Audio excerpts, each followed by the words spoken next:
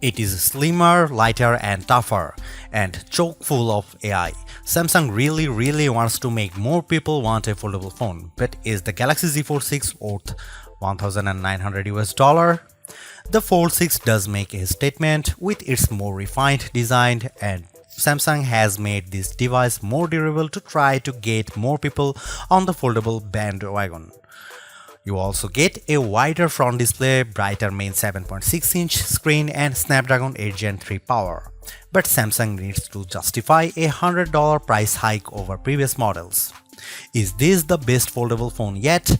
I have been testing this foldable flagship, so let's get into the pros and cons in my Galaxy Z Fold 6 review. It might not seem like a big deal, but the Galaxy Z Fold 6's weight is now just like a regular flagship. At 8.43 ounces, the Z Fold 6 is about the same weight as the iPhone 14 Pro Max, which I use as my daily phone. Yes, the titanium-based iPhone 15 Pro Max and Galaxy S24 Ultra are even lighter, but I can comfortably carry this foldable in my pocket. The OnePlus Open is a bit heavier and the Pixel Fold weighs at a whopping 10 ounces. It also helps that Samsung has shaved off some of the thickness. When closed, the Z Fold 6 is 0.48 inches, down from 0.53 inches on the Fold 5. The flat edge design is a bit too sharp in the corners as it can dig into your hand, but overall the Fold 6 design is refined and improved.